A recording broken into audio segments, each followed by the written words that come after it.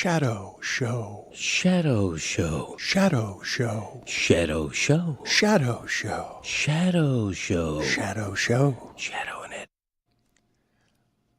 I fear that I've made a couple of really terrible decisions. I see Billy limp in here after God Bless Football, and he looks a little bit tired. Stugotz looks a little bit tired, but I don't think either of them are as tired as I am. I have just landed on a red eye from California. I don't think I will ever do that again because I'm going to struggle through what it is that I'm doing today. The red eye you're talking about. That's correct. Yeah. I'm just really I am hurting because this is not the way to do today's show.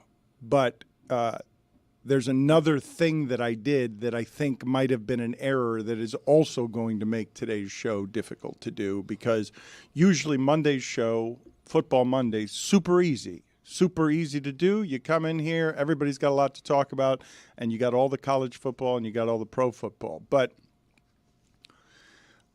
I'm at a music festival, and I am promising my wife at the music festival on Friday that I'm going to be present during Pearl Jam. Right. I'm not going to be distracted. I'm not going to be in my phone. In the moment. That's correct. I'm going to try to be there with her. And the story that I have to tell you about what happened that made that difficult makes me come in today in a way that I am not properly prepared at all to do today's show.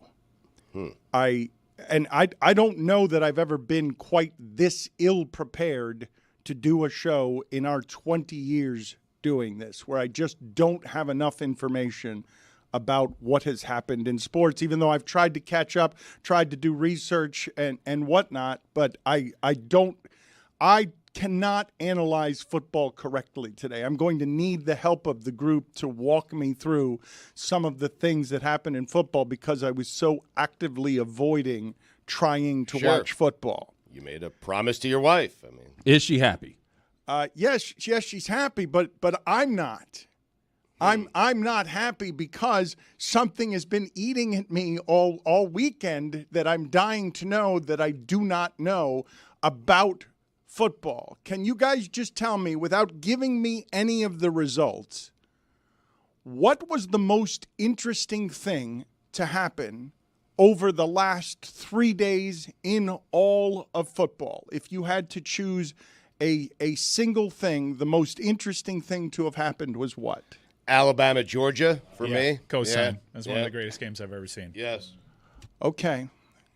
Because I fear that what is going to happen today might leave me embarrassed. Okay? You didn't watch the Packers-Vikings? I caught Jordan Love, 389 yards and a loss. Wow. That was a big one. Career high, 4 touchdowns. Yeah. But the 3 INTs, a little worrisome. Cost him. Well, I saw a lot of people talking about Brian Flores, that Brian Flores is now great again. He's good. He is good. He's really good. Yeah. Sam Darnold's really good. Yep. Patrick Mahomes had one of the worst sequences you'd ever see out of a starting quarterback. 4-0. It was a disastrous sequence. More on that in a moment. Yeah. You don't know about that? I don't know about the disaster. It was, I mean, wow. You could hypothetically put out a scenario and say, like, this is about as bad as a play could go. And I don't think you'd come up with what actually happened. It's questionable decision-making. I'd rather watch Pearl Jam than Patrick Mahomes.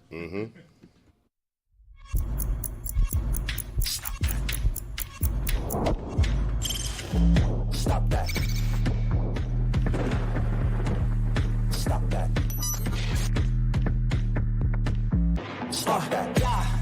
I hear him chat to the noise. Move too quick, can't stop for the talking. I hear him chat with the walking. Just too sharp with the prize. White girls let it tell me I'm awesome. Yeah. Hot like fire on the pan. If you wanna touch my, please use caution. Cold like 0 degrees. I'm out the cage, gotta let out the beast. Revolutionary, gotta let out the streets. Locked in a cage, I'ma let out the sheets. You can't go one man, forget my peace. You take the west, I'll take on the east. I'ma put him in the cage, never let out the. I hear him chat to the noise. Move too quick, can't stop for the talking. I hear him chat with the boys. Not so tough, but man's keep walking, yeah.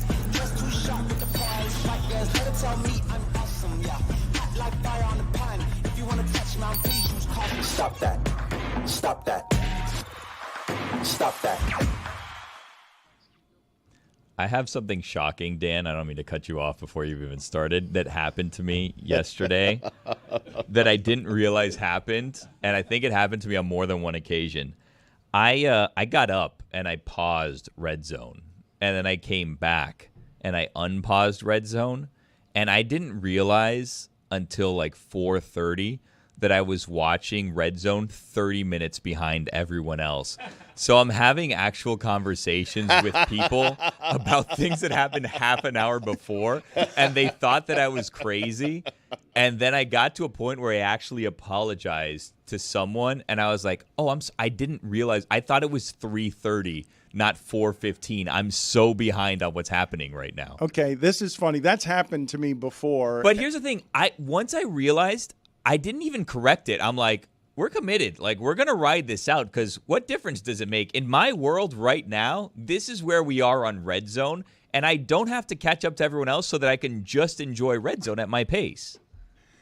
There is something, though, about keeping up with things in the modern age that when you fall 30 minutes behind, you feel like you're forever behind on. Very few things do we watch this way, that you have to watch it live so that you can interact with your community of people as it's happening, which brings me to why it is that I'm ill-prepared for today's show, Stugotz, because I'm not 30 minutes behind. Mm-hmm. I'm 3 days behind. Oh, and wow.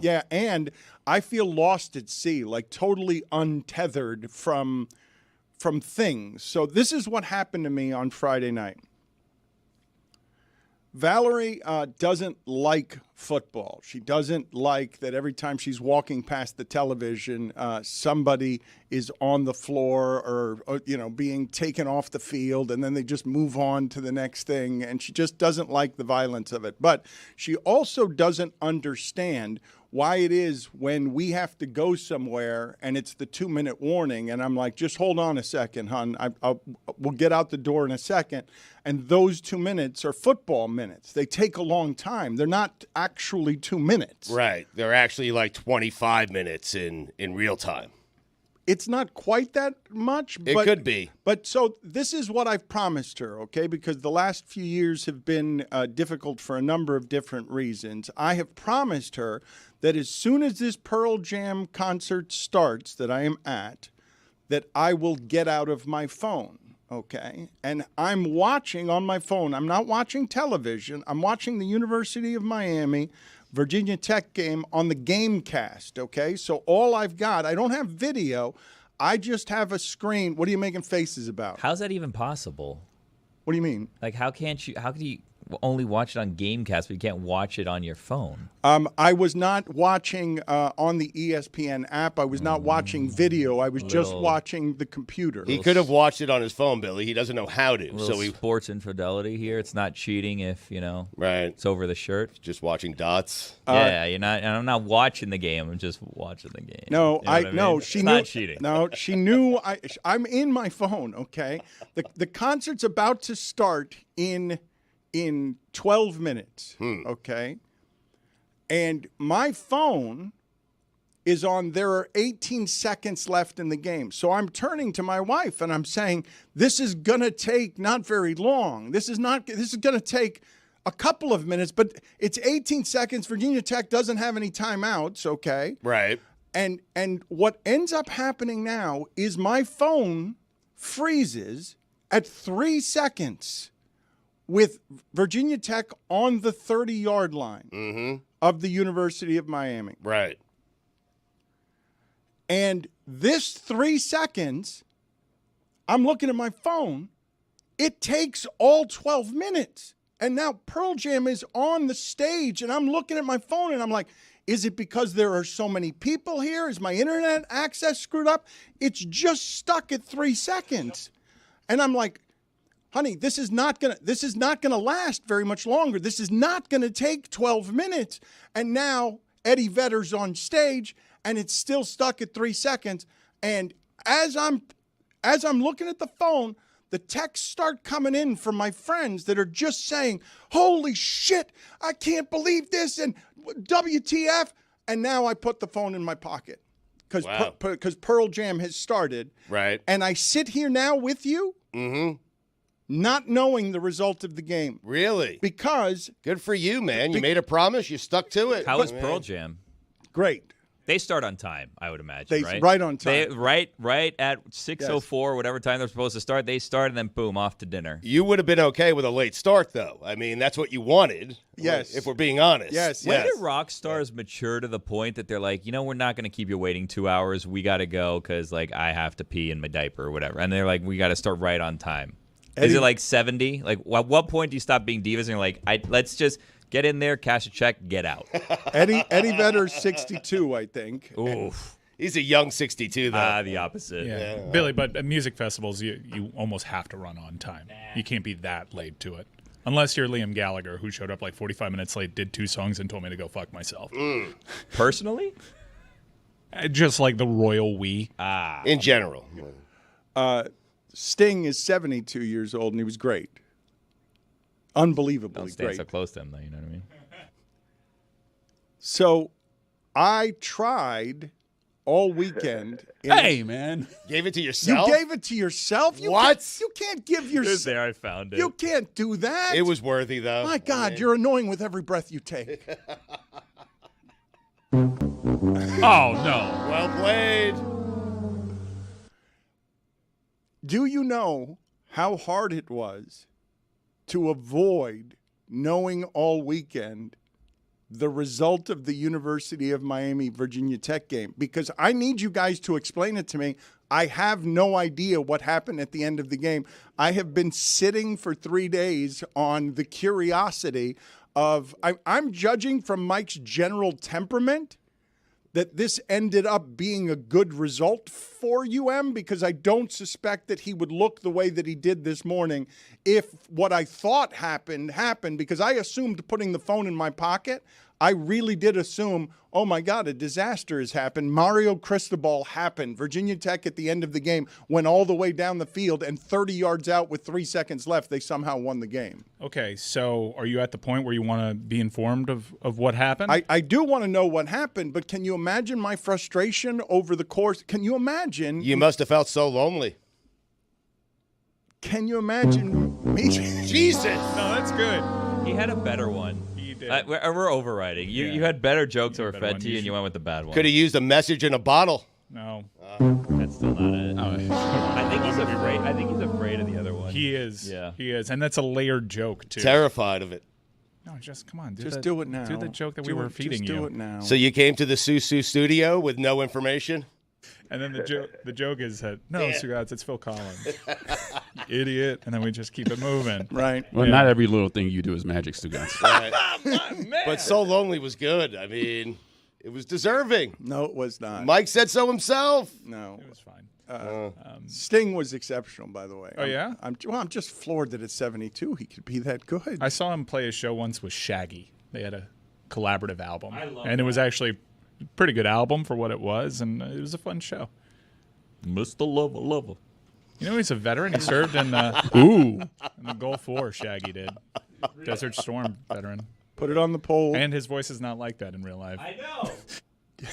Put it on the poll, Juju. Did you know that Shaggy was a veteran who served in the Gulf War? So tell me what happened, because I was expecting you guys to tell me that the University of Miami football game was more interesting than Alabama, Georgia. That was an all-time game. We have the video here, but the long and short of it is Virginia Tech attempted a Hail Mary. It was incomplete. Game over. Miami wins. Let's move on. Well, that's not. It's not a Back Hail to Mary. business. It's not a Hail Mary from the 30-yard line. You know, It was a Hail Mary. It was a Hail Yeah, Mary. it As you can was. see here, it goes into the end zone, incomplete. No issues were had, and Miami, pulls out a dub. It was fine. Yep. Nothing really to write home about. Interception, maybe. We've Who seen this knows? end to a game countless times. A ball gets thrown into the end zone and it's incomplete on a Hail Mary attempt, and you give credit to Virginia Tech. They play like their season was on the line. It was Light a hard show going fought off. victory for Miami. Oh, Virginia Tech celebrating. What? Why did it take? How long did all of this take? Did it take the 12 minutes It that I did. was waiting Yeah. for? Just so everyone's just sitting around waiting for review. Was there an announcement? Somebody just came out and said, "Okay, game over. That's an incomplete." So pass? we're showing on video right now, you're seeing a lot of things. You're seeing a lot of bodies. The one thing that you're not seeing on this video is a Virginia Tech player come up with the ball and say, I have it. However, shortly thereafter, officials throw their hands up and call Virginia Tech touchdown. The call on the field was a Virginia Tech touchdown. Ridiculous. They called Virginia Tech touchdown on the field. Right. So, yeah, everyone's shitting bricks. And we go to the replay, and it's a mass of humanity. Honestly, it's probably overthought. There's 3 guys fighting over a bouncing ball. All 3 guys are out of bounds. This is not a play. There is a brief moment if you take a still where it looks like a Virginia Tech player has the ball in his hands, but the ball comes loose and it touches an out-of-bounds player, thus making it an out-of-bounds play. The ball is dead. It's pretty simple, really, when you think about it. There was a loose ball touched by a player out of bounds. That's incomplete. But everyone had problems. And notice, like, the main argument from a lot of folks isn't he caught the ball. It's there's not enough there to overturn the call on the field, which is, a standard inside the ACC that is questionable at best. But, yeah, Virginia Tech, I understand. That was a difficult loss and a difficult call to not go your way. That's a call that hasn't gone Miami's way in the past, last year specifically with the Georgia Tech game, where the call on the field was fumble, even though everyone saw Don Chaney's elbow down and it still stayed a fumble. Oh, no. We're going back 2 years? No, that was last year. That wasn't a fumble either? The Don Chaney one against Georgia Tech where Mario didn't kneel? Oh, yeah, boy. no, it was very clearly not a fumble. But Careful. We're sliding out of your back to work character. no, we're going back to work, though. Okay. College Game Day is going to Berkeley. And the Miami Hurricanes are going to be featured on the College Game Day game of the week for a 10:30 p.m. Eastern start. We're back to work.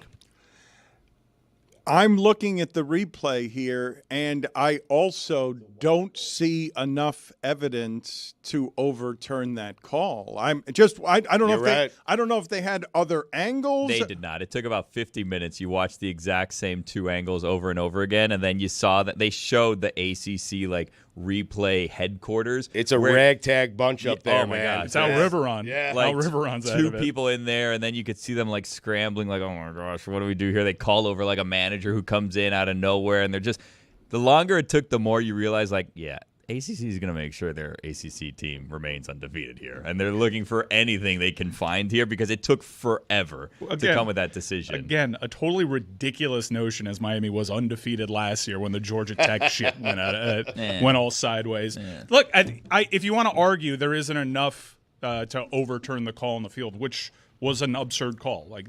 You can watch that a million times. The one thing that you don't see in any of those replays is a Virginia Tech player catching the ball. That's the one thing that you don't see. So it just flatly wasn't a catch, but everyone just applies a standard of, but they called it incorrectly on the field, so I guess you have to keep it. He didn't catch the ball. The ball was bouncing everywhere, and it was being touched by guys that are out of bounds. It's a dead ball, game over. I understand why you're burned by that, especially if you're Virginia Tech, who played their tails off. That is every bit the team that they were supposed to be this season. They dominated Miami's offensive line, which is a little nicked up, but still dominated them. They were the better team on the night, but when in previous years, a loss is fine. The loss is fine Miami in that spot. And Miami was able to survive it, and you get all the benefits of losing a game without actually having the loss to your record, and you keep this thing going.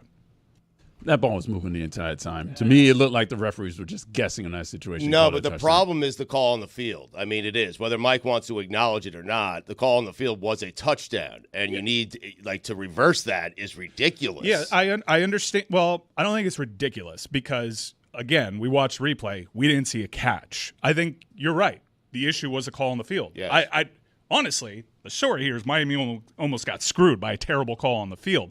In fact, at the end of that play, a Miami player comes up with the ball and is running off of it. You have more evidence that a Miami player caught that ball than a Virginia Tech player caught that ball. But then College Game Day the next day, they do this whole Zapruder film on it, and Kirk Herbstreit isolates a holding call from the third quarter and saying, look, they got hosed on this. By the way, they called holding on the wrong player. If you watch that same video that Kirk Herbstreit saying, that's not a hold, look at the other player. They just misidentified the player.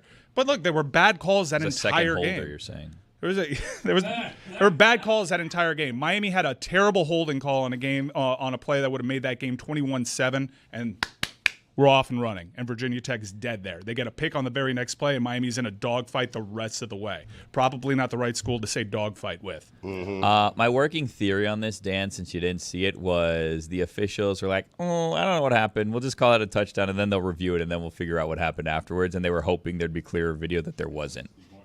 That sounds like it makes sense to me based on what it is that you guys are showing me here, because I'm having an instantaneous reaction to this. And someone else can figure this one out. That is 100% what happened, and there's a lot of bad faith debaters out there that are saying, like Stugotz, but that was a call on the field. Let's just say something and take this to replay so we can get something a little bit more definitive. Now, it's a tough play. It's a massive humanity out there. But the one thing that you very clearly don't see in this video is a Virginia Tech player catching that ball, securing it all the way down, and scoring a touchdown. It's just not something that you see. Everybody fighting for that ball is out of bounds. If one of those players touches it while they're out of bounds, the ball is out of bounds. It's a dead play. The majority of the bodies are out there. You got like an ankle and 2 knees that are in bounds. It was absurd. Terrible call. If it was a Canes player, you'd see the catch. I mean, that's fair. But I figure out a way to see the catch. I've been fair, guys. Like I'm being fair here. Brent Pry cost Virginia Tech that game. He did. That was a terrible field goal. When you get a chance to put up points, you put up points. Yeah. What are we getting cute for? Well said. Mm-hmm. Also, not enough is being said about how bad those polos are. That Hokie is horrific. I don't know how they approved it. Terrible mascot to begin with, but the fact that they have a little cartoon turkey head on their little polos, horrific. You're dressed for failure. You're not dressing for success there, Dan. Help me understand what the general reaction was when people started fighting about this, because what you're getting from me is a 3-day-old take that is totally fresh because I'm witnessing this for the first time. You know, I went to the University of Miami. You know, I want the University of Miami to be good. But if you call that a touchdown, and all I'm seeing again and again in the replay is sort of like maybe he landed on his ass with the ball, I don't know, but you called it a touchdown, and then you go to the replay, and the replay doesn't show me something that indicates, well, you've disproven that it's a touchdown, even as what you say is true, which is that everyone is out of bounds. I can't. Well, that's kind of a big one there, Dan, though. Like, you're saying that two sides out of your mouth right now. You're saying, I don't see anything, but I see everybody's out of bounds, but his ass is still in bounds, and his ass landed first, and his ass may have landed with the ball, and the referees did call it in. No, see, right there, 43 is landing. He has more possession of the ball when they're falling down. He falls down out of bounds. The ball is dead. I understand this was a debate. This was a hot topic, and very clearly people wanted Miami to lose that game, and everybody applies a standard of, well, the call on the field. It was a bad call on the field that they didn't call until like 20 seconds after that sequence. But it was the call on the field. Dan is right. It was the call on the field. It might have been a bad call on the field, but it was the call on the field. Right. So what happens when there's a bad call on the field, Stugotz? They go to replay and they find out proof to find out what the right call should be here, and they made the right call. You can talk to me till you're blue in the face. It wasn't a catch. Why are you so defensive? You're 4-0. I've had 3 days of Cam Ward looks good. No, Mike. Did you see the Cam Ward play? Yeah, or is your phone not working for that? He needs to knock it off with the turnovers. Hold on. Yeah. You didn't see the Cam Ward play? No. Oh. On a 3rd and 3, he has a wide open Isaiah Horton, and he sails the ball over his head. Mm-hmm. Not that one. The very next play, Xavier Restrepo falls down in his route. No, not that one either. And it was a 4th down. I think your season's on the line here. Restrepo catches the ball that's somebody catching while on his ass. Not that play. And then he has caught Miami's offensive line. They go up against the nation's leading sack getter. The backup left tackle, has some poor moments, but they get pressure. This is more pressure than Cam Ward has faced his entire time in Miami by a long shot. And they get home on the quarterback. Quarterback makes a Patrick Mahomes type flip play. Just great instincts, flips it over to his tight end, Riley Williams, who catches the ball and then runs, 35 yards after breaking an initial tackle. It was a massive play. The Restrepo play and the Williams play in particular were magical plays. It was we should say this because I could feel my blood boiling in ways that it hasn't all season long. This game was incredible. start to finish. It was a standalone game. Everybody was into it, and that's why everybody has opinions about it, because this game delivered. You had Patrick Mahomes tweeting about the game. It was a fantastic game, a terrible game to watch on Gamecast, I imagine. Not great. I do want to understand a little bit better, though, because you can imagine my confusion the way that I experienced this. Please tell me how much time elapsed between a stadium full of people seeing, because yes, this is the part that I want to examine, because it's the only part you care about. Really. Well, we've gotten into the minutia of something that people have been arguing about, I'm sure, for 3 days, and I've avoided somehow all the arguments. It's been blissful, actually. It was a blissful tranquility to be away from the internet in this way and to only be watching little splatters of football here and there where I knew that game wasn't going to be talked about. So I can tune in to Packers Vikings for a little bit here. That was a good one. And feel pretty good about the fact that the UM result isn't going to be on the screen so that I can come in here confused and you guys could explain it to me.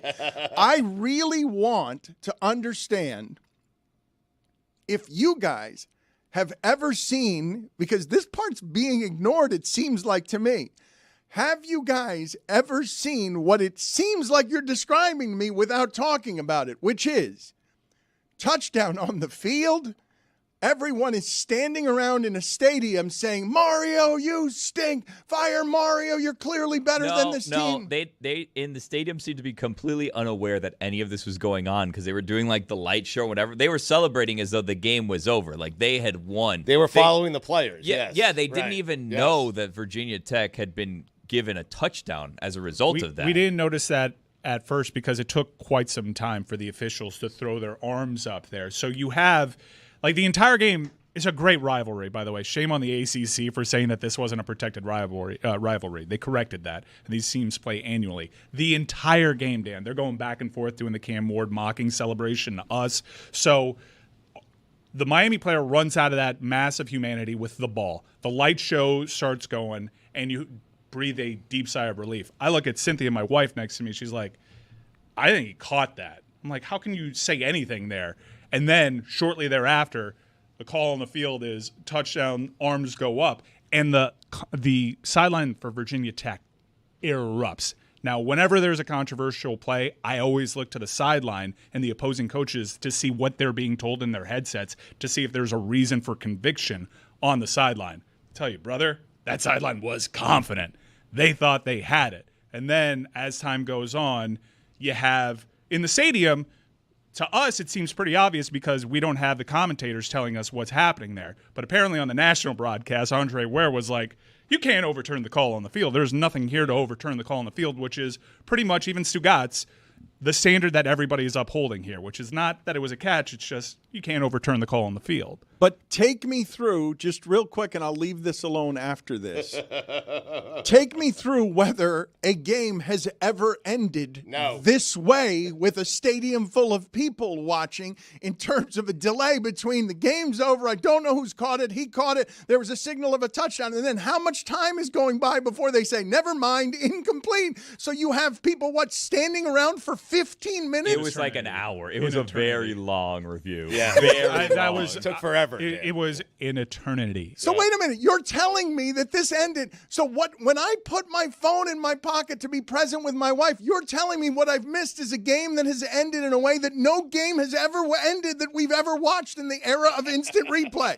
That's what you guys are just blowing past? That what I put in my back pocket is an ending like none other in the history of sports. There was a band on the field at one time. I mean, remember that one?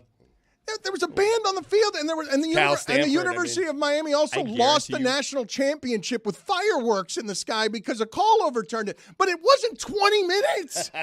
It wasn't 20 minutes with a stadium full of people just waiting around for a touchdown that wasn't a touchdown to be called an incompletion. Guarantee you Pearl Jam had a concert the same day as the band on the field.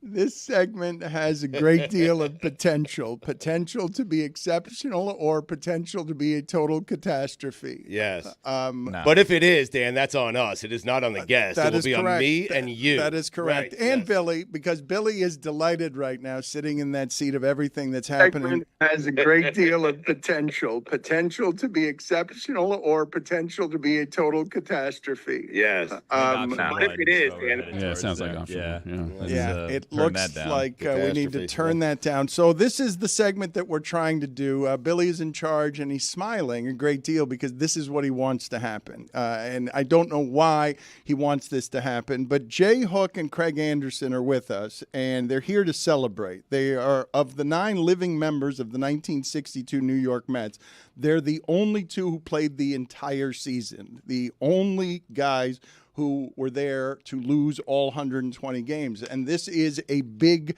time for them because the White Sox are now in our most historic sport, officially, worse than the 1962 Mets were. They used to be the worst team in baseball history by record.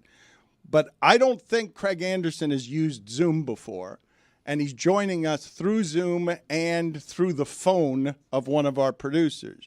Jay Hook, for some reason, is a Zoom veteran. Oh, yes. Like, he knows exactly what he's doing right now. He is polished and ready to go. Look, he has got a visual aid for us Yep. of a Mets cap. So we will say hello, gentlemen, to both of you, Craig and Jay, and congratulations. We are very happy for you. Did you spend the entire weekend, Jay, buoyant and effervescent because finally your names can leave the record book? There is a worse baseball team in baseball history than the 1962 Mets.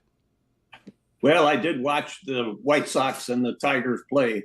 I live on a farm in northern Michigan, and we so we weren't down at the games. But that's the only station I can really get on our TV is the Chicago White Sox. I mean the Detroit Tigers games.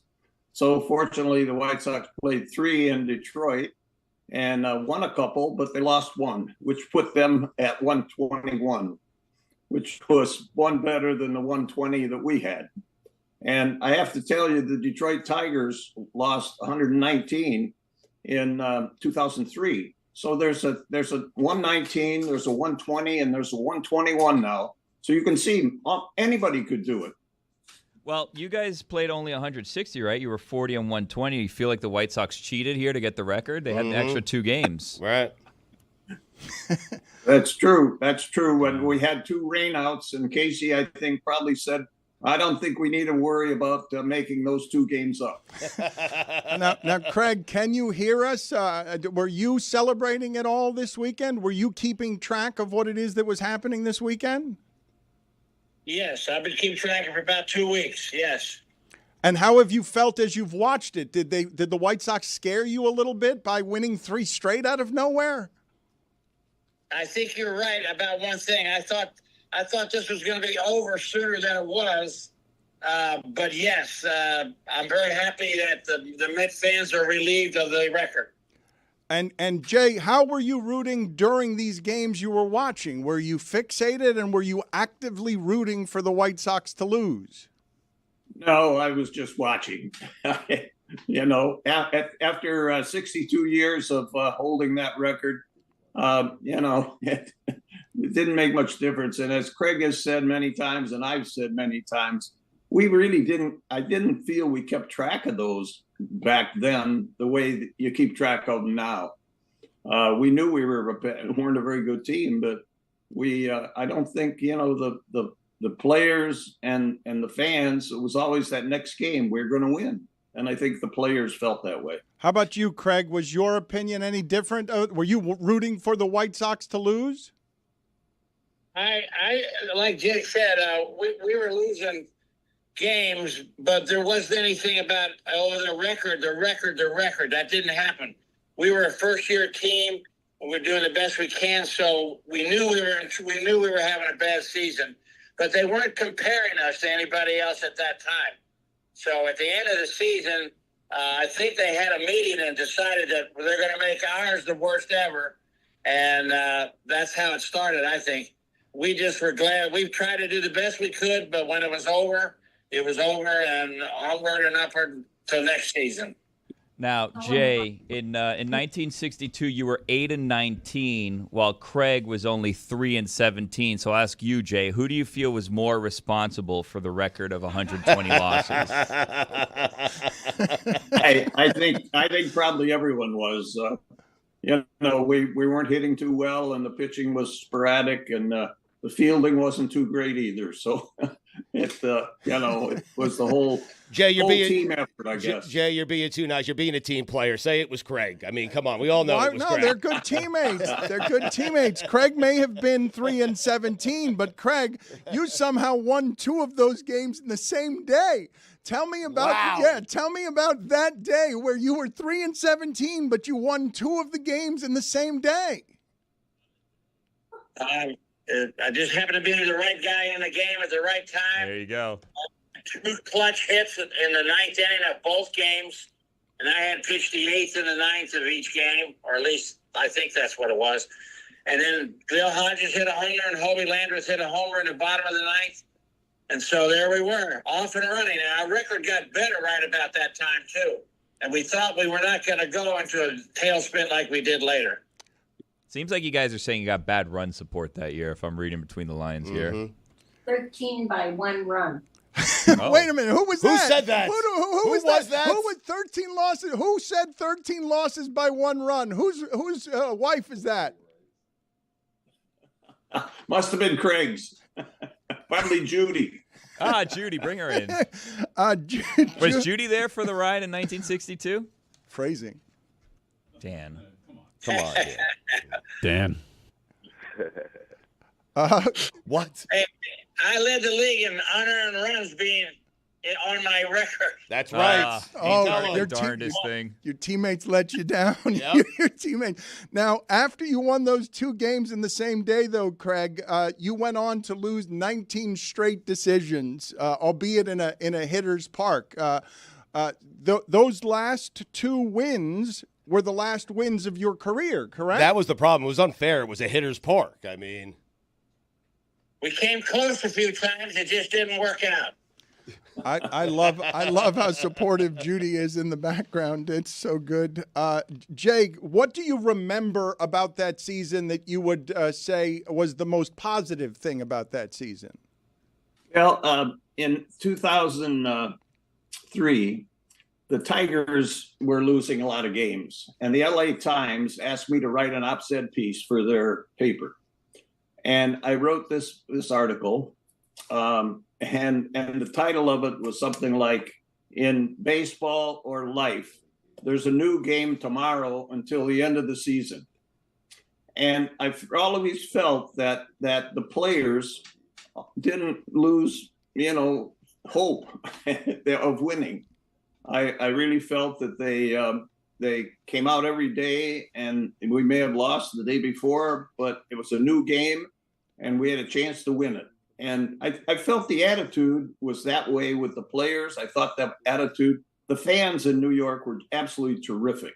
And we had Casey Stengel as the manager.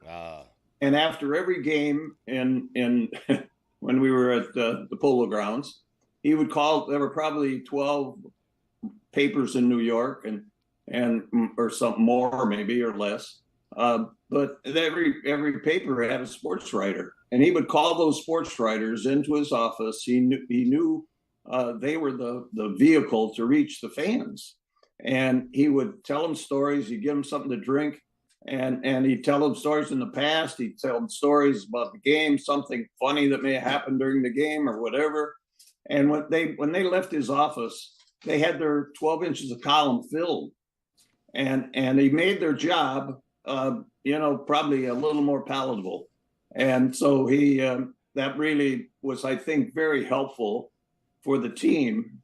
Whereas in 2003, with Alan Trammell as manager, he'd been a really good player, but he hadn't managed, and that was his only year of managing, I think. So, it really probably affected his career. But Casey had won, I think, 10 pennants or something with the Yankees, so nothing was going to, tear him down. He'd been successful. And the thing Craig and I have both talked about is that there were so many players on that team that these losses didn't define their life. They went on to other things. Richie Ashburn became a famous announcer in Philadelphia. Roger Craig became a pitching coach, and then he managed, I think, one of the teams out in California and had a pennant. Gil Hodges ended up managing the Mets when they won the pennant in 1969. So there were a lot of players that went on. Craig went on to Lehigh, back where he graduated. I did a bunch of things after baseball. And so it didn't define our life. And I think that was positive. Craig, Jay told us before that he only gets the White Sox channel, so I'm wondering if you've been keeping up with the Mets. They have a twin bill. The Tigers channel. Yeah, is the only Tigers one channel. against. Sorry, Yes, yeah. it's So I'm fine. wondering if you're keeping up with the Mets. They have a twin bill against the Bravos today for the playoffs on the line. You guys watching the Mets at all? Okay. Craig, that was for you. Did you hear his question? I didn't. No, I didn't quite hear it. He said that the Mets have a doubleheader today twin against bill the is what he Braves. said. Yeah, twin bill Thank against you, the Bravos. Stugotz. I Playoff appreciate the implications. support. Yeah. Yes, Yes. a twin bill they have today for a playoff spot. Are you going to be watching? Yes. Yes. Can I add something to what Jay said? Yes.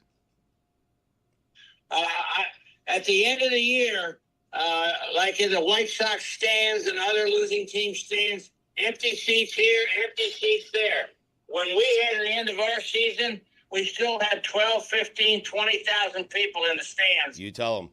It was a big difference between the fans sticking with us to the end until the season was over, as opposed to the White Sox fans, dropping them. You could tell. And then I think that I look back on that as our fans were fantastic. They held us. They came out all season long, win or lose. And I think Jay and I will both say that had a lot to do with us sticking together as a team and doing the best we could. Jay, what do you remember about the game you never finished? The game ended early. It was a tie because of curfew. I don't remember that at all. Really? Really? All right, gentlemen, I don't know if you have champagne there, but we'd like to make a toast from Jimmy Breslin. I'm going to quote Jimmy Breslin here. Let's make a toast here to celebrate the fact that the 62 Mets are no longer the worst. I'm going to quote Jimmy Breslin, the famous writer in New York. Quote, "You see, the Mets are losers just like nearly everybody else in life. This is a team for the cab driver who gets held up and the guy who loses out on a promotion because he didn't maneuver himself to lunch with the boss enough. It is the team for every guy who has to get out of bed in the morning and go to work for short money on a job he does not like. And it is the team for every woman who looks up 10 years later and sees her husband eating dinner in a T-shirt and wonders how the hell she ever let this guy talk her into getting married. The Yankees, who does well enough to root for them? Lawrence Rockefeller." A toast to the 1962 Mets. Yes. No longer the worst team ever. Congratulations, gentlemen. Way to go, guys. Thank you. Yeah. Yes. All right. Wow.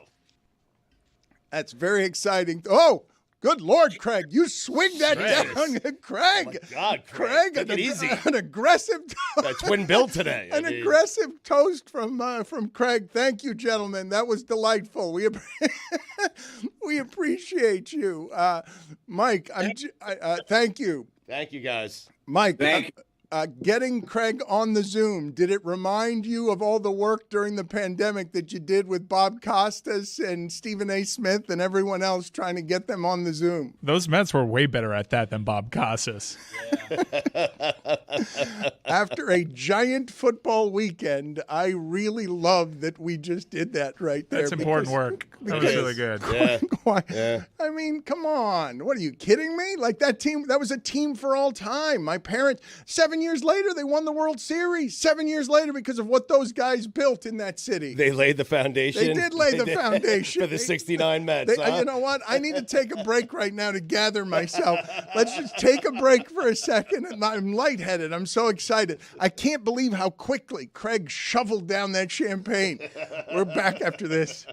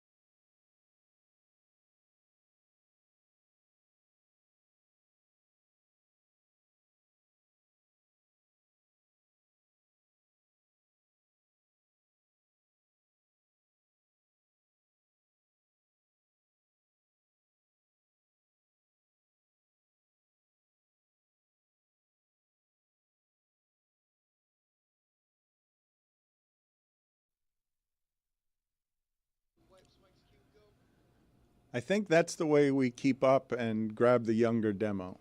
I think that is the way to do that. Craig swilled that champagne at 9:49 in the morning. That's a man who knows how to drink champagne.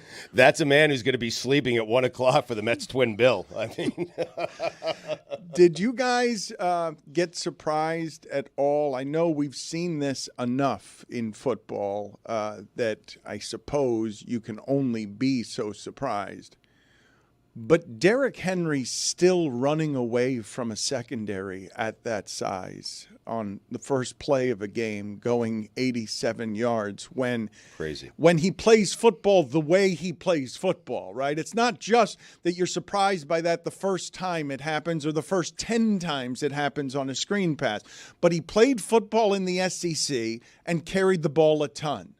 We've watched him play the prime of his career in a way that's more physical than any other running back in the sport. And still running away from the Bills secondary. Like, you have to appreciate what you're watching there in terms of physical specimen. You're watching greatness. I mean, he's 30 years old. He's still doing that. He had 199 yards total for the game last night. And I'm not certain the Ravens aren't the best team in football. I mean, they're 2-2, but the Ravens are really good, and Derrick Henry is a special kind of player. He is. I mean, they lost the Chiefs. The reigning. They lost at home to the Raiders. What do you mean? They lost at toe. home. I don't care. The Chiefs game was a toe, if you remember correctly. I mean, you could say, like, I like their chances come playoff time. They could possibly win the AFC, but you can't say with a straight face they're the best team in the NFL right now. They lost to the reigning multi-time champion who is presently 4-0.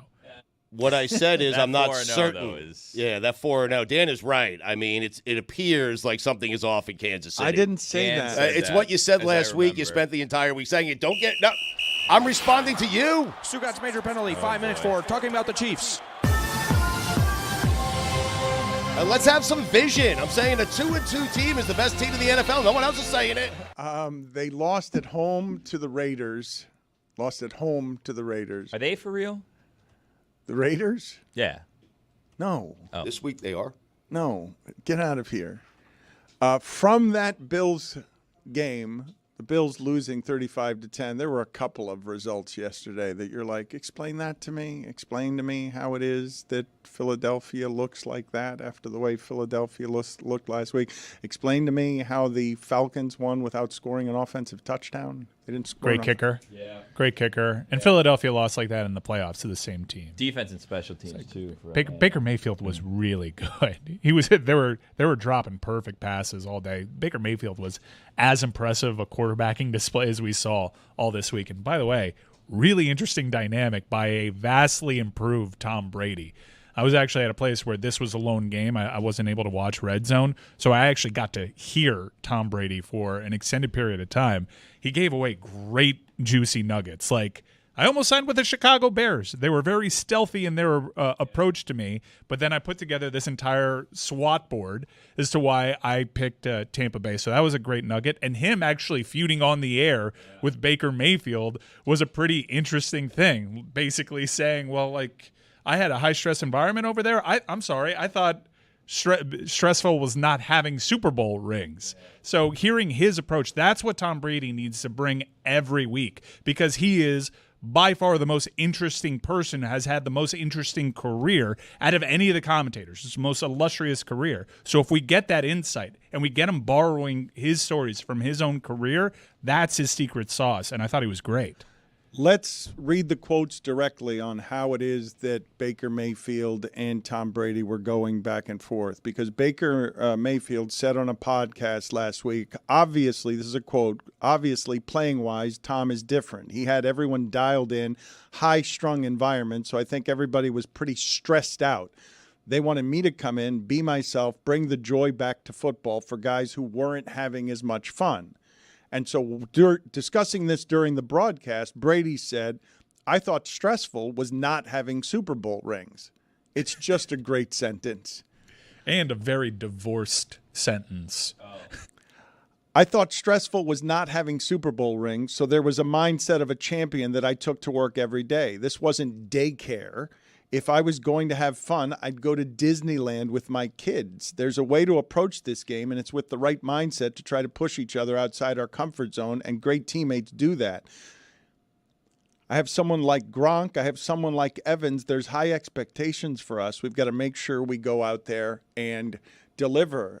There's no one way to do it, but I think Tom Brady speaks with a voice that his is the way to do it, and there is no arguing that his way didn't work. Well, between the two of them, only one of them has done it. So correct. I'm going to side with Brady on this. Oh, one. but you can. I don't know whether Mahomes stresses out his teammates or not. It is funny to hear Tom Brady say that his was the way because he was always pushing his teammates. It is also funny to see him clearly get agitated by what it is that Baker Mayfield said, because when Burkhardt came to Brady and said, "Oh man, this is still inside you, right?" and he was like, "That will never leave me. Like this feeling will never leave me of being defensive in this circumstance about how I did things as if it wasn't the right way to lead." I'm kind of here for, and I don't know if anyone is listening, they're probably not. If any opposing quarterbacks whose games Tom Brady's about to do are listening right now,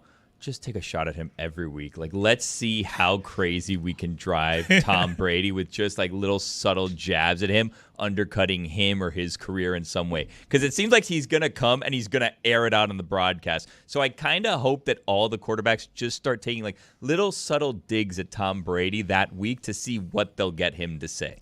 I did hear that towards the end of his time in Tampa, Brady was pretty much done with Mike Evans' general approach to football. And I'm sure it went both ways, and Mike Evans wanted something a little bit looser. Yes, there's more ways to win a title. You don't have to be as high-strung as Tom Brady was. But you mentioned there's multiple ways to do it. There apparently is only one way to be the greatest quarterback of all time. And so when stressing everyone out? Yeah. There's one way to win 7 titles. Yeah, he's proven it. Mm-hmm. And he's shown you, too, that with Aaron Rodgers' performance over the weekend, that he put the standard for aging quarterbacks at such a ridiculous place that we were convincing ourselves guys like Aaron and Drew Brees could do it just because Tom was, and maybe that we were in a whole new era of science. Nobody. Still, the science is still evolving and is as good for these guys. Nobody was Tom, who was beating Patrick Mahomes in Super Bowls damn near his mid-40s. Incredible. We will get to that Jets game in a second because I why? don't know if the assessment in the rain is something I'm ready to make when they just kept blitzing Aaron Rodgers, and what Aaron Rodgers needed to be great that Tom Brady never needed to be great was a mobility that Aaron Rodgers no longer has. And so if you blitz him like that in the rain, all of a sudden what you're going to end up getting is a quarterback who cannot move the way that he used to and has lost his youth with his legs. We'll get to that in a second. Mm-hmm. But from that Ravens-Bills game that the Bills lost by 25 points, another thing that made an appearance beyond Derrick Henry, this stat from Next Gen Stats, Stugotz. Josh Allen had a throw to Shakir on the sideline for 52 yards when he was within a yard of the sideline. He was 0.9 yards away from the sideline. It was an incredible throw, and I know the stat, and it's incredible. That's right. Next Gen Stats, it's a 52-yard completion, and as Stugotz said, 0.9 yards away from the sideline. In that situation in his career, Josh Allen is 6 of 7 for 118 yards and 3 touchdown passes. The rest of the NFL is 1 for 16. He should just play from the sideline. He should just play 0.9 yards from the sideline. You said Baker Mayfield had the most impressive quarterbacking performance of the weekend. He did not. Daniels did, and I can't believe what's happening there. The Commanders have the most efficient offense in the sport. That through 4 games, Daniels is the MVP of the league. That's nuts. Yeah. It's just crazy how he's playing. You're not supposed to be able to complete all your passes when you just got to the league and everything's supposed to be moving too fast for you.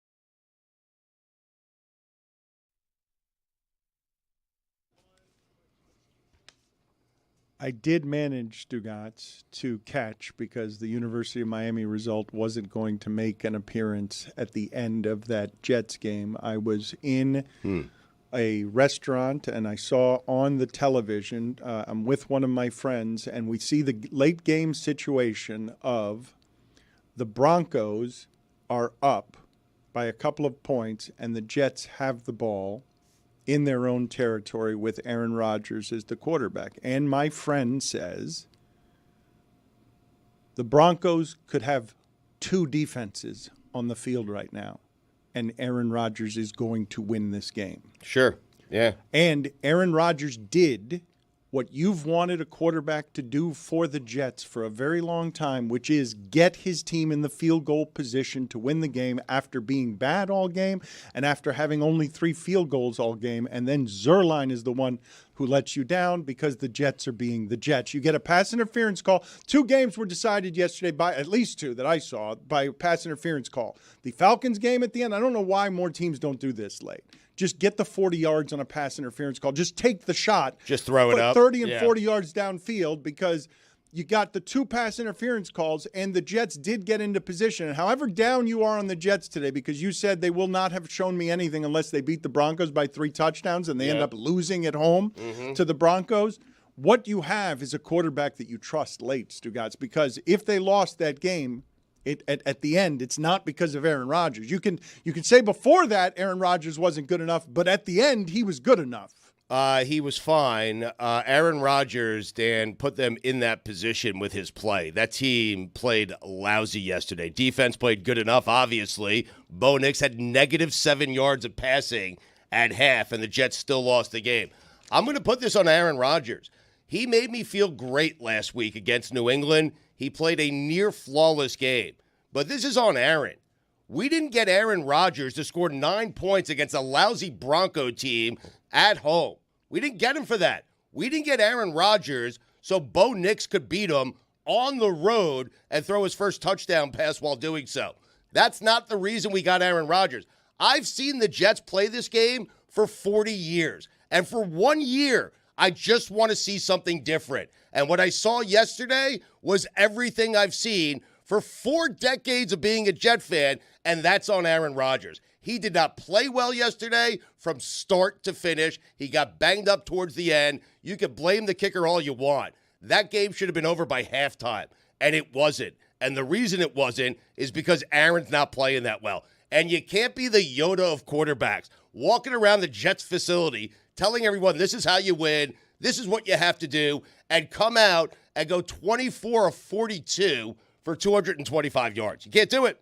They're a better team. They should have beaten that team. The game never should have came down to a kick, and all of it, and I mean all of it. It's not on Robert Saleh. It's not on the Jets' defense. It's not on the running game. It's not on Nathaniel Hackett. It's on Aaron. What happened yesterday is on Aaron Rodgers. Rackham. That's a great take. Zach Wilson was on that sideline for the Broncos, and he got run out of town for throwing up the effort Aaron Rodgers did on Sunday. It drives me crazy. I give him credit for making me feel a way I've never felt before, 40 years of being a Jet fan. That was last week against New England. This year felt like every other game that I have ever watched, but more frustrating because this time I actually have a quarterback, but a quarterback who played bad. He was bad yesterday. Have you guys ever seen the Bo Nix stat line at halftime of 7 completions for -7 passing yards? Is that something that any of us have ever seen before, where you go 7 for 15 for -7 passing yards? Because that's what the Jets lost to yesterday. I'm not going to disagree with you on what happened earlier. You're emotional, and I understand why, because losing at home to the Broncos in a season of expectations that Aaron Rodgers has lifted is going to make any kind of Jets fan mad.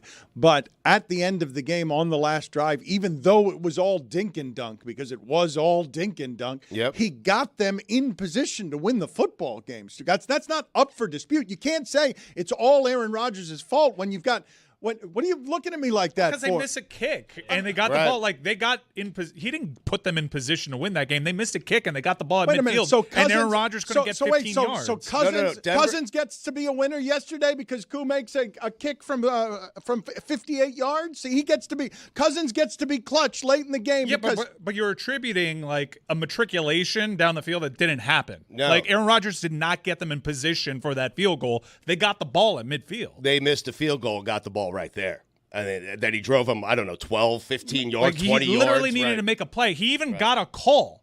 He even got a call in that process to help him get that win, and he still couldn't do anything. And he was blaming the weather, and the weather was bad, but we mentioned Tom Brady, and that's who Aaron Rodgers is compared to. Tom Brady was the greatest bad weather quarterback of all time. You gotta beat an NFL team when your defense holds the other team to 10 points, especially when that team is quarterbacked by Bo Nix. You got to win that game. That's what you brought him in there for. That's what last season was, an abomination for the Jets. Not only was he not playing, not only did he get injured his first series as a Jet, but he was also making national headlines all year, and they were just swallowing it because you brought him in for a reason. And that reason wasn't to lose to Zach Wilson's new team while they put up 10 points. The reason you bring in Aaron Rodgers is so that game doesn't come down to a field goal like every other game I've ever watched the Jets play. I mean, or every game in the NFL that's played every single week. I know, but Dan, this guy is supposed to be different, and he has been different at least for a week. I just want to see it every single week. On the positive side, the Jets are 2-2. The Bills are 3-1. The Dolphins and Patriots don't appear to be very good. So if there is a bright side, the Jets do have a chance here. Yesterday was so frustrating. I don't care about the weather. I don't care about Robert Saleh. I have an all-time quarterback, and that all-time quarterback played horrifically yesterday. Terrible. What a sad football weekend for you. Like, you missed the UM game. I'm sure you missed Georgia, Alabama, and one of the two games you saw was Jets, Broncos. Bad game. That horrible. Just the end of it, too. I apologized to Abby. For making her watch it. I did. I had to apologize. I'm like, this game is lousy. Go? You just turned. You said, "I'm sorry." She said, "I'm not watching it." What are you talking about? You missed really cool video from the Miami Virginia Tech game too. The sidelines are rocking again because Miami's back. Michael Irvin was just a presence, to say the least. We have video of. I want you to pay attention. And hopefully this video has sound. You could hear a pin drop in the stadium as everybody is waiting for the call. And I wish I knew who took this video so I could credit them. But here's a video isolated on Jason Taylor, a D-line coach for Miami, waiting to see what the call was. And hear this crowd. The stadium was really fun on Friday night. Hear this crowd erupt.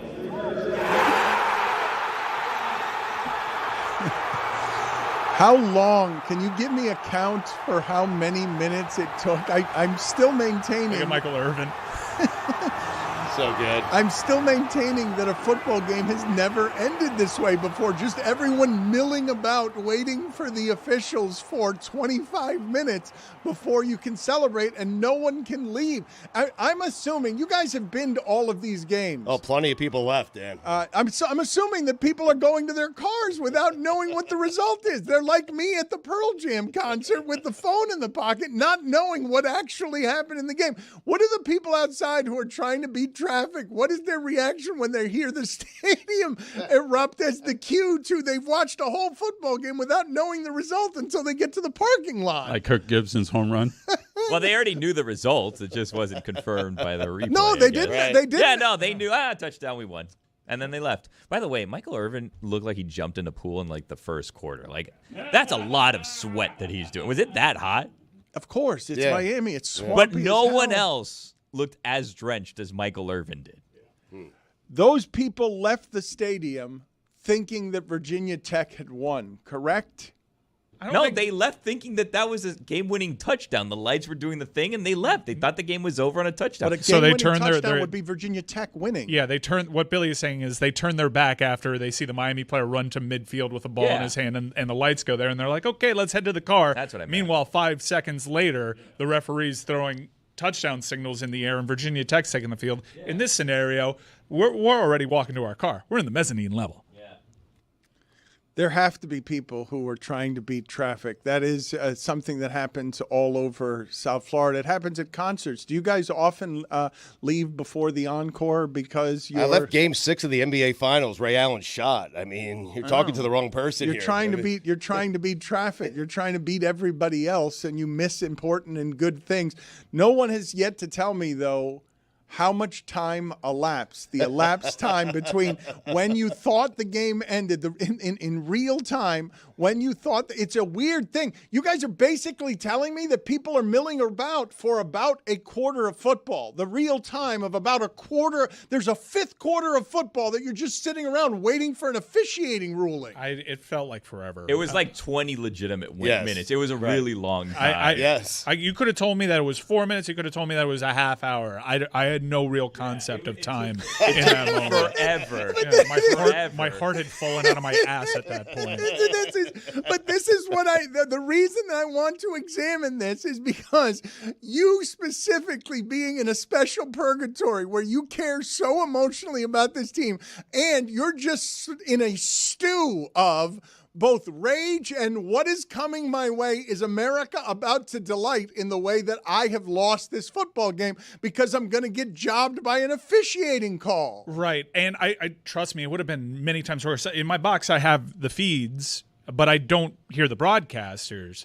I went home after that game. By the way, wonderful day to shut down the 826. Just masterful planning by our community leaders. The main road out of there. Let's just close it down after a game. 826 guy, not the turnpike. Huh? I try to do both, but they try to direct you one way. You're stuck with it. Yeah. Go and vote. Yeah, but I watched the game on the key no one's plays. Gonna fix the 826. I hate to tell you guys. Whoever's lying to you, telling you that if you vote for them, they're going to fix the 826, it's impossible. They've been trying to fix that for about 25 years, maybe even 30. I watched the end of the broadcast when I finally got back home. Like, I got home at like close to 2 a.m. Oh. That's how late I was out in traffic. And I saw the broadcast, and I was like, thank God I didn't have the sound here, because if I were watching that broadcast, and it honestly like established a narrative, because he was hammering. You can't overturn this call on the field. Not a moment was spent on the call on the field was wrong. It's just, well, it's all ambiguous and it's a game of inches, so you got to go with what the ref said. I would have been so nervous if I were watching that game. Stugotz, that one is always fascinating to me. People vastly underestimate how much the broadcasters influence the way people watching react to that stuff. You said it was Andre Ware who was doing that. They can absolutely establish with indignance, for as much as we hate the broadcasters all the time and complain about the broadcasters, what you rarely see in that instance is a groundswell of people yelling at the broadcaster. The broadcaster influences more the people watching when he goes with whatever his or her opinion is, especially if it's indignant. The viewers are very willing to be followers in that situation, and they don't know what to think sometimes until the broadcaster tells them what to think. We've got one broadcaster who no one should listen to next.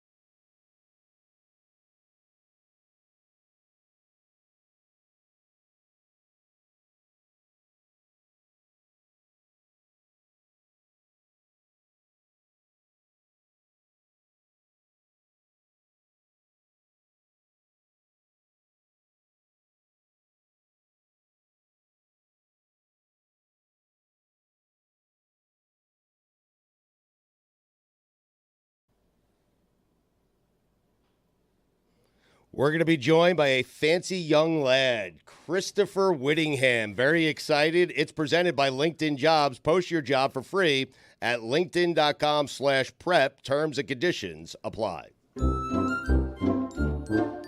Chris Whittingham is a fancy lad. I and many people have admired what Jason Bateman, Will Arnett, and Sean Hayes have built with Smartless. It's legitimately one of the most popular podcasts in America, bigger than the Kelseys, bigger than Jon Stewart. They're building it into a legitimate empire. They have shows with Johnny Knoxville, Rex Chapman. They've got a big deal with Sirius XM. You can find us there, too. And now Smartless, Sirius, and Meadowlark are partnering on a new show that's already one of the most popular sports podcasts in America. It's called Goalless. Like the sport. Goalless. It's a funny show about soccer, the Champions League specifically, Mondays and Thursdays, including Mike Ryan every Monday on the Sirius XM app and wherever you get your podcasts. It's hosted by the massively popular British comedian Russell Howard and this guy, Chris Whittingham. So look at him. Look at that big smile. Yes. Whittingham, we're bringing you in because we want to get your thoughts here on the ending of the University of Miami Virginia Tech game. We want to understand what it is that you, as a professional, impartial broadcaster who doesn't like to bother Mike Ryan at all, what you thought of the end of that football game. Wait, when do I like to bother Mike Ryan? I don't like to bother him at all. I said who doesn't like to bother Mike Ryan at all. That's what I just said. Seems sarcastic. It felt like a jab. It felt like there is this implication that I do like to bother There Mike is Ryan. that whole hockey thing. I felt it. There is that whole hockey Oh, don't thing. get me started with that again. That's not aimed at you. It wasn't aimed at you. It was aimed at me. At Paul Maurice and Matthew Tkachuk. I don't like them. Those very much. losers. Mm-hmm. Right, exactly. Finally, common ground that we can agree on. Right. Yeah, it was... Did you guys not find that uproariously funny, the end of that Miami Hurricanes game? If you can separate yourself from the outcome, that was hilarious. that is as funny of an ending of a college football game as I've ever seen, even down to the manner in which the Miami Hurricanes acquired that lead. Cameron Ward is throwing to a receiver on the ground. He was on the ground, and somehow he caught it. Shoveling pass, and then this play is absolutely ridiculous. And honestly... It's one of the few instances, and obviously there was lots of refereeing talk. Mike likes to talk about the referees. A lot of Hurricanes fans like to talk about the referees. But this was one of the rare instances where common sense prevailed over what our eyes were seeing, which was, I don't think on video review you could overturn that. But common sense, I think all of us watching it, he didn't catch that. And you just stare at it over and over again, the mass of bodies, and you're just like, he didn't catch that. I can't see it from my own eyes, but I'm certain that I couldn't even identify who on Virginia Tech did catch it, even if indeed you thought it was a catch. I just thought the whole thing was hilarious. When does that ever happen? I don't think that ever is officiating what it's supposed to be, which is please be an arbiter of human judgment. I believe what they do is generally just stick to the rules as strictly as they possibly can, and common sense tends to get swallowed in that instance. And I would assume in this instance that you would have expected it to again get swallowed, because technically the call on the field should stand unless you're using common sense. Right, which is exactly what, as you said, the referees did there. And also, not to drift off into conspiracy land, but when you're staring at it for 6 minutes, you have to imagine part of the calculus will be, well, hang on a second. Virginia Tech has already lost to Rutgers and Vanderbilt. Miami is probably the ACC's lone hope of getting into the college football playoff. That's wrong. If you're going to err one way, you're going to err on the side of the team that can make the college football playoff. And so normally Miami appears to be on the wrong end of, as Joe Zagacki would say on the radio, Greensboro conspiracies. But now I guess this is maybe the one time that it probably does go in their favor. Don't you dare disrespect Rutgers and Vanderbilt again. Wow. Those are good teams. They're okay teams. Are they? Rutgers is going. Okay, Rutgers. You started it okay. Rutgers is started Miami's good last. And drifted to okay very quickly. She got carried away with Vandy. Vandy could be 4-0. They're like a couple plays away from 4-0. They're not. Diego Pavia is really good. Should be and a Rutgers is the last team to have beaten Miami, and they will most likely make it to a bowl game this year. And they beat Washington in a great game on Saturday. So you got to put some respect on Rutgers. They are back. That's the birthplace of college football. I love Stugotz arguing about Vandy having not watched a Vandy game. Why would I? Knowing nothing about any thing. Vandy, never, Commodores, not ever having watched a Vandy game. Not just this real Vandy year. expert over there. You didn't watch any of the games. I'm not sitting here making any kinds of arguments with a great deal of verve about what I don't know. Right. Lucy, welcome. It's nice. It's nice to see you. The University of Miami. Do you disagree with anything that Whittingham had to say there? I walked in late. I didn't hear anything. I just heard him disrespect Rutgers and Vanderbilt, and that made me really, really angry. Your University of Miami, Virginia Tech opinion at the end of that game? It was the right call. Like, I don't know what happened. You couldn't tell. Nothing was clear.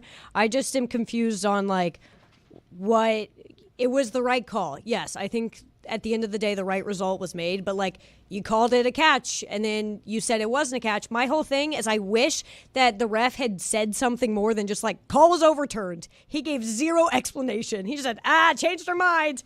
And then that was it. And we were like, and then – okay, what else? That's an excellent point. The ACC put out a statement, and they clarified what happened there was a loose ball that was touched by a player that was out of bounds, which makes the entire play dead. That would have been a great explanation there. But at that point, the story and the social media banter has just gotten all out of control. When you put out a statement, though, that's going too far. To try to explain yourself, just scoreboard, that's it, game's over, move on. It's never good when you're reminded Al Riveron's in charge of everything. I mean, officials don't need to make a statement about a call. It's absurd. And it's also not even the social media banter. It's the reactions of the two teams. Because Miami had already celebrated with flickering lights, which, by the way, let's ban flickering lights in any form of celebration. Yes! It doesn't help. Doesn't help anyone. The television cameras can't see a damn thing. We're trying to figure out what the hell is going on, and you're flickering the lights. Hey, we won! Let's flicker the lights. But then, so Miami has already celebrated the victory. And then the referee gets on the mic. I can only imagine how the stadium's collective hearts dropped when the referee gets on the mic and goes, "The ruling on the field is a touchdown." And you're going, huh? How did we get there? And then the Virginia Tech players and fans have spent a 6-minute long review thinking that they've won the game. So one way or another, the ACC explanation is not going to suffice for a group of people that think they have won a football game. We're talking so much about this call and not enough about how Brent Pry has no clue how to manage a game clock at all. That was some of the most atrocious coaching I have ever seen. There was a point where I was like, I don't think he knows how much time is left. I genuinely don't think he has any idea what's on the clock. Absolutely batshit, because that game probably should have come down to a couple long shots for Virginia Tech to score, but he did such a bad job managing the clock that they were put in that position. So, doesn't really matter at the end of the day what the call was. Obviously, it went in Miami's favor, but, brother, you did a terrible job. Also, the weird fake field goal, Brent, you got to calm down, okay? It's just, we're up here, I need you down here. That was their moment to kill the game. It was their moment to kill the game. And on 4th and 3, with how they had effectively run the ball, especially that one pitch play, did the 9th time that pitch play out wide work? No one in the Miami defensive staff go, we should probably work on the pitch play. But either way, the fact that they went for the fake field goal instead of doing what they had done all game, which is run down Miami's throats. Do you know how bad you have to be at coaching for Lucy to come in here and say that in a game that involved Mario Cristobal? That was the craziest part. All I thought was Mario's going to be like, this is good stuff. I'm writing this down. Oh, my God. I would have done the same thing. But, Dan, I mean, you have the number 20 behind you. You've been doing the show for 20 years. How many times have we seen that Miami Hurricanes performance? Outsized expectations going into a game, you're like, oh man, we're down 2 scores at home to 2-2 Virginia Tech. I mean, that's happened so many times. And to Cristobal's credit, he did say after the game, we've lost that game every time over 20 years, but the manner in which you won it does not exactly leave you convinced. I want to get back to what Stugotz is arguing on behalf of, though. He says that the officials shouldn't put out a statement or explanation of any kind. Stugotz just wants mass confusion and anarchy, and is saying it's absurd and asinine for the conference to explain what the ruling was. Sometimes too much information is exactly that. It's too much information. It makes you look guilty. I mean, when do referees come up and put out a statement? Every time that there's a get outta controversial here. call. I don't want to hear it. In every league where money's gambled on games. And what I'm telling them to do is stop doing it. They have a job to do. It's a very difficult job. Make your calls and move on. Dan, you give too much information. It makes you look like you did something wrong. You're trying to prove the other side. Don't do it. You're the ref. You're on the field. You made the call. Move on. This is funny coming from Stugotz, known liar, who loves to give extra details on things so you think he's And I'm not telling you, lying. it's got me into trouble. I mean, you need to stop. That's it. Like, just stop trying to prove everything because, Dan, then one lie gets entangled into another lie and then into another lie. And then suddenly you start off trying to tell the truth, but eventually it becomes what it was to begin with, a lie. So you're saying that what you would prefer is just for them to go touchdown, no touchdown, walk off the field, no explanation. That's what you're arguing on behalf of. No statements. That's literally what they did, though. Yeah. Like, that's what happened at the game. I am curious to get a broadcaster's perspective on this because you mentioned that how many times do you see a game end like this in college football? Not often, but you actually see this happen plenty of times in soccer where a result is just totally hinging on a long, drawn-out replay by an official, and you often have no idea what they're going to come back with. Whitty, you're often finding yourself in this position. You're no stranger to it. Are you careful with how you frame things because you don't want to be accused? Because Ware was pretty clearly leaning into you can't overturn the call on the field, and that established a talking point for an entire nation. So I'm curious as to what your approach is when you find yourself in a similar situation.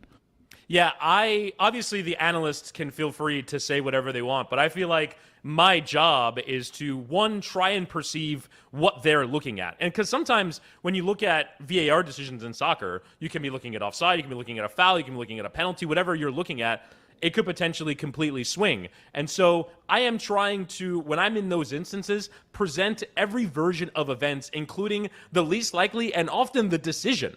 Because sometimes viewers will watch an incident and go, well, how did they come to that call? And I'm doing my best, based off of all the knowledge of the rules that I have, to present what could be any possible outcome. That way, viewers at the very least are not caught off guard by what's going on. But obviously, the analysis is the biggest part of that, especially when it comes from rules experts. Because like you said, I do think the television broadcast goes a long way in determining how people feel. I actually kind of most learned this lesson from when the Miami Hurricanes lost the national championship to Ohio State in 2002, because a legion of fans are still upset about that. And I think a big part of the reason why, beyond obviously your own visual perception of the event, is that pass interference call in that Ohio State national championship. Dan Fouts was the analyst on the game, and when they show the replay, he goes, bad call, like he is shouting it at the top of his lungs. And I really do think that set the framing for how people perceive that event. So you have to, at the very least, try and present a sober,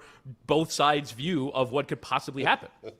Speaking of not sober, not both sides as a view, Roy, how do you feel just seeing the face of Chris Whittingham as somebody who was poisonously anti-Panthers out of nowhere after being a lifelong South Floridian? Traitor. You are absolutely a traitor. Wow. And it was the dumbest take I've ever heard, quite frankly. Wow. The dumbest ever. Yes, ever. Really? That the Panthers trading for Matthew Tkachuk made him hate the Panthers because they were the antithesis of fun and made him become a Rangers fan. And it came right back to bite him in the ass. Well, if McDavid did what McDavid was promised he would do, Yep. then this would be a different Yes. story. Well, but he didn't. Now, did he? I will relive He was shut that down by Game Alexander 7 for the Barkov. rest of my life. Overrated, huh? There you go. Just like the billboard said. Mhm. Did you ever put Exactly. those up? Yeah. Mm-hmm. No, we didn't, Billy. We got billboards up somewhere, didn't we? No. I think we did. Yeah, No. we got. Yeah. No, I think we did. We got like 5 Yeah. Greg Cody was right billboards up here locally, I believe. Yeah. I'll look into this. Okay, thank you for all your hard work. I actually have an image from the weekend. Yesterday, I went on a family day, and I had the privilege, the honor, to meet Stan. Whitty, we have a photo right here. If you can see in this photo with my daughter there, I am pointing exactly to the point on the Stanley Cup where it says, "You suck ass." Wow.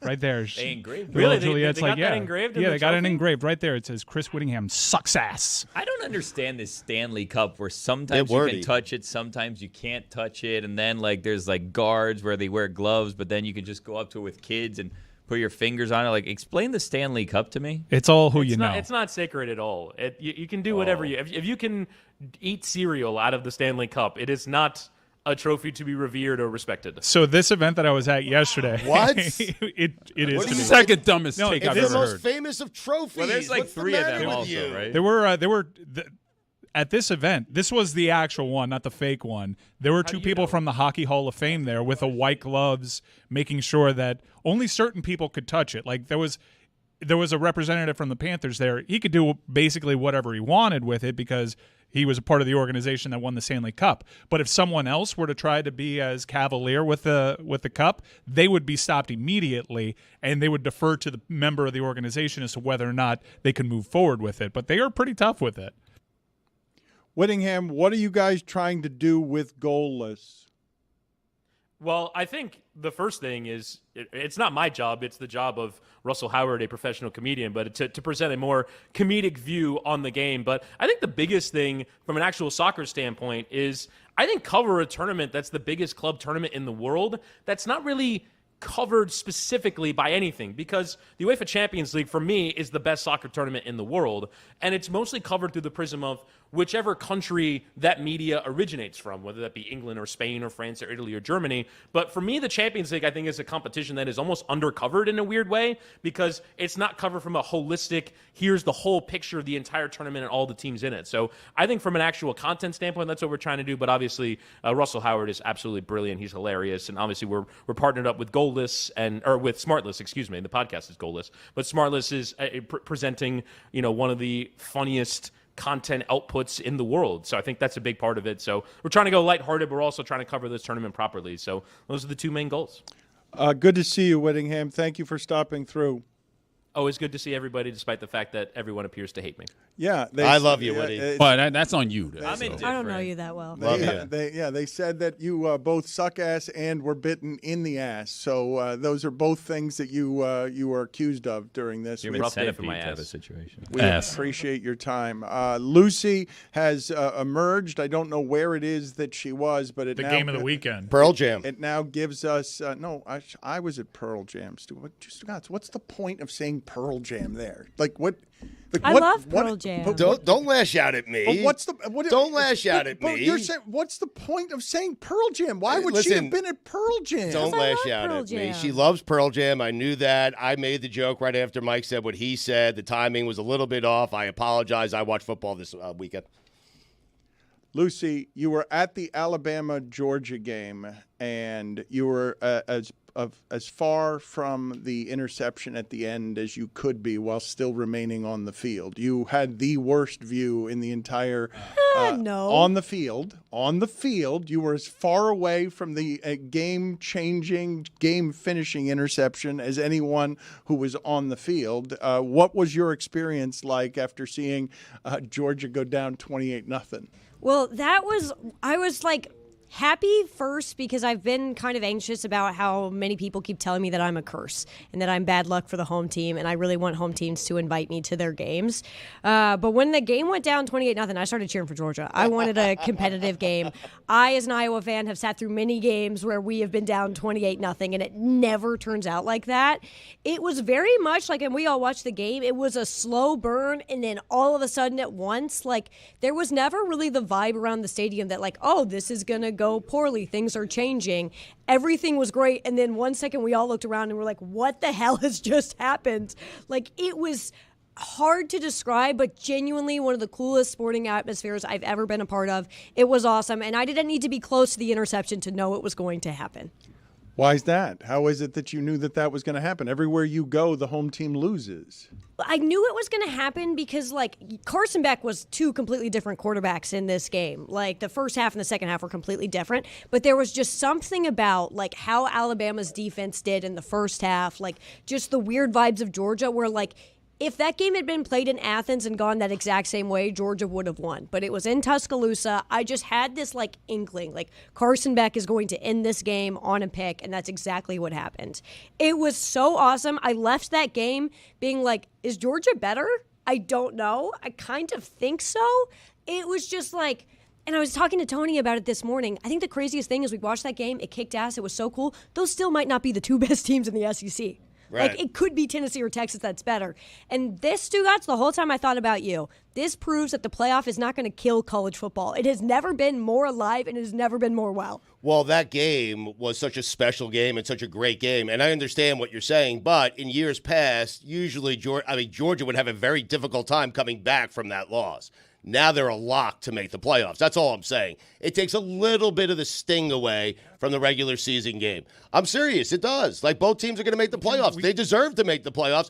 And I'm with Lucy. I'm not certain the Georgia team that we saw in the second half, is not the best team in the country. I believe that if that game had gone into overtime, Georgia would have won. Like, there's not one question in my mind, and the Alabama defense just came up big at the end of the game. But, like, being in Tuscaloosa the day of, which is an awesome place to be, a crazy tailgating scene, like, there was nothing that I was like, wow, the excitement is lessened. Like, it doesn't matter that both Georgia and Alabama have a very, very good shot at making the playoff. Like, everybody really wanted to win. I don't think it, like, even softens the blow a little bit, because if you're Georgia, you can't seem to beat Alabama during the regular season. Like, it's worked out for you one time for Kirby Smart in the last, like, 5-6 years. So, like, they wanted to win really, really bad. I don't think they give a shit right now whether they're a lock for the playoff, because they still have Texas on their schedule and they still have Tennessee on their schedule.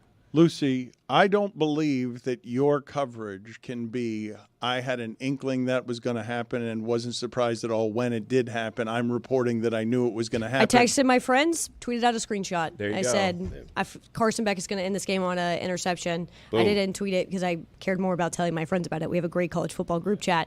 Then I tweeted it out, proved to everybody I was right. But then also you're reporting that not a doubt in my mind that Georgia would have won in overtime, which That's how you do it. I don't believe that you can do that. Makes all the sense. I absolutely believe I can. Yeah. But I didn't say I thought the game was going to go to overtime. I said if it did, Right. then Georgia If it would have did. won. No, you said not a doubt in your mind that Georgia would have won in overtime. I and said think, if it went to if it overtime. went there, You're right. leaving If out the she if. Knew it wasn't. It's a hypothetical. Right, but you'd have to have a doubt in your mind because there are two No. teams playing and the other No. one can win. Because she didn't say when it goes to overtime. She said if. I said Correct. if. Yeah. She What texted did her you friends. What did you take at Pearl Jam? Like, why are you so out of it?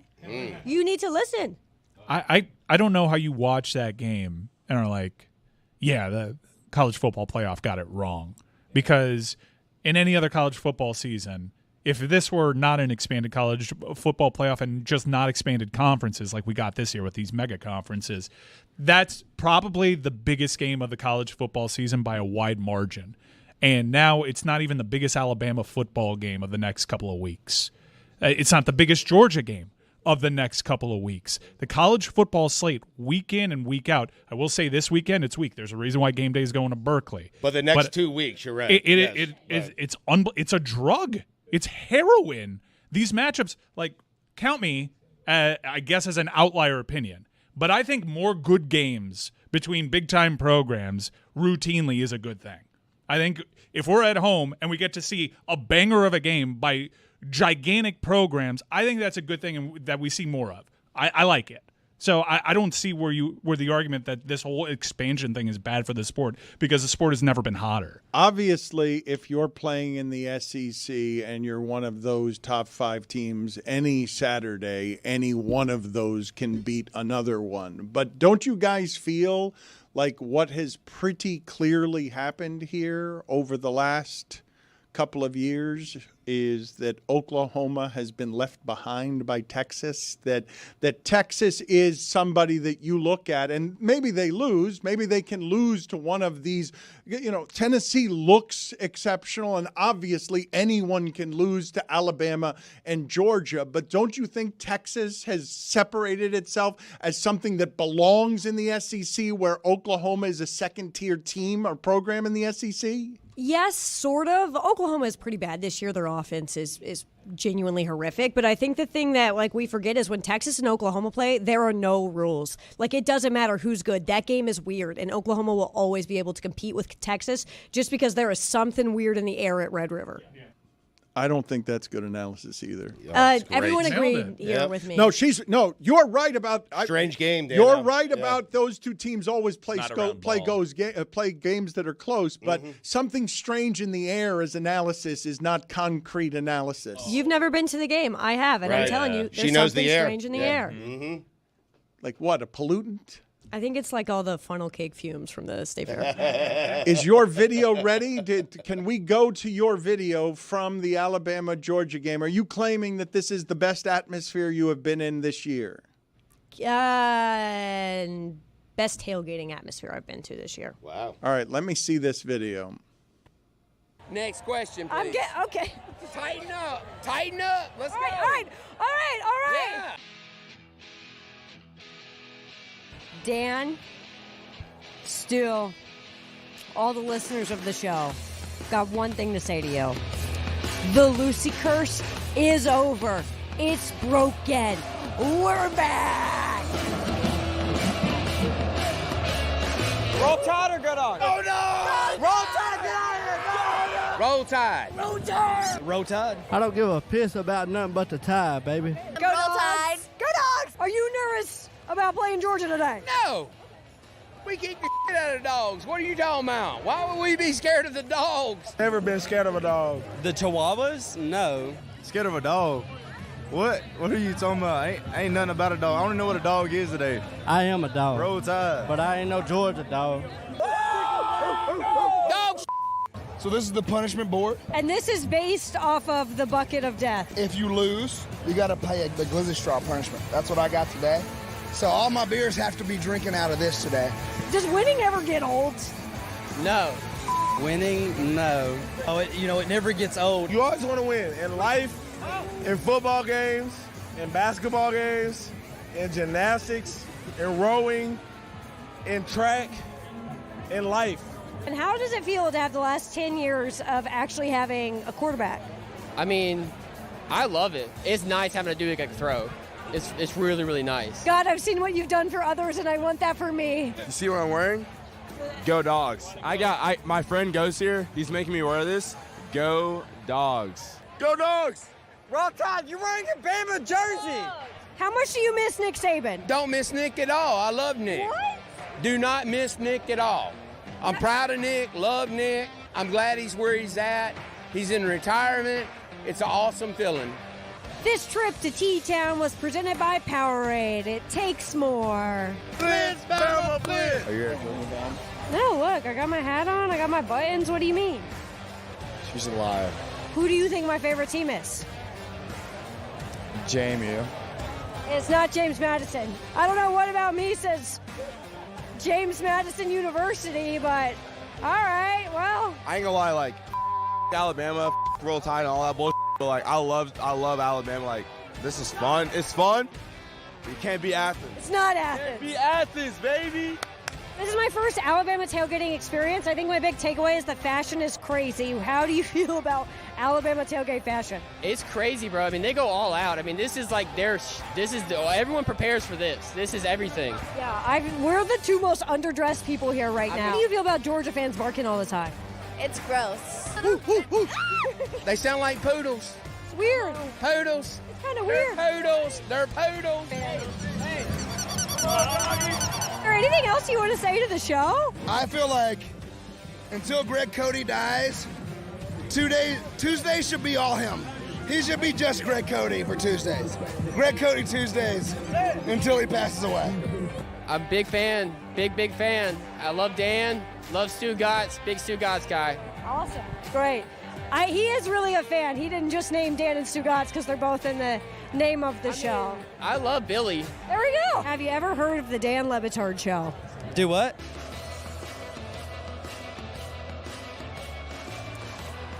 And Jeremy wanted us to go to UCF, Colorado. He has been tweeting at me for weeks to get me to go to UCF, Colorado instead of Bama, Georgia, which we were told was going to be the game of the year so far. And guess what? It was. Are you drunk? This was so awesome. Life is worth living. No. College football rules. Drunk on Thank life. you for letting me get to do this. I feel great. I feel awesome. I don't even care that I was stuck in the airport for like 15 hours. And none of this would be possible without our friends at Game Time who hooked us up with great seats to watch the best game of the year so far. Download the Game Time app and use code Lucy for $20 off your first purchase. Terms apply. Roll Tide.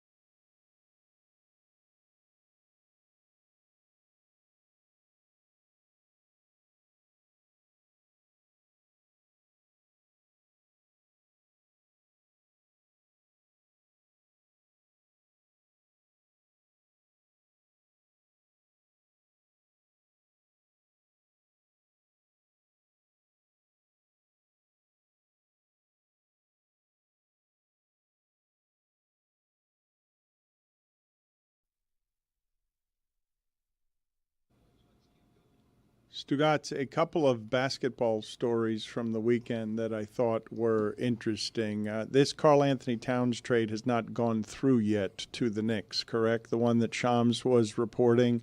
Officially, it has not gone through. Correct. Julius Randle and what did I call DiVincenzo? Did I call him the Italian kid from Ohio? The Italian DiVincenzo. That is a trade that makes the Knicks immediately better and is confusing to me. Even though I understand from the perspective of the Timberwolves, it's confusing to me that you would make your team worse to save money when you just had what might be considered the best Timberwolves team we've ever seen. And when Karl Anthony Towns and Rudy Gobert played together last year, that team was great. Right. And you've made yourself worse. Like, that's not up for debate. Karl Anthony Towns, whether you like him or not, or whether you think he's worthy of being a number one option, he's clearly the best player in this trade. And the Knicks get better by acquiring him, and the Timberwolves make worse by being cheap and trying to stay under the luxury tax. Perhaps the best T-Wolves team I have ever seen. Right. It's interesting because Knick fans, while getting the better player, while improving the team and the roster, they fell in love with last year's team.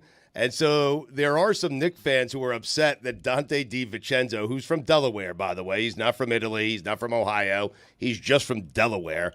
I have found the reaction to this to be very, very funny because New York falls in love with guys who overachieve. And that's what the Knick team did last year. And Knick fans are upset that they broke up that team. They wanted to see him run it back with a healthy Julius Randle, which is absurd to me. Because the Knicks, they got a superstar. They got a former number one pick in the NBA draft who averages like 25. He's a double-double with a couple of blocks and hits threes. I don't think he's a superstar. I don't think it's a major upgrade for the Knicks, though. It is.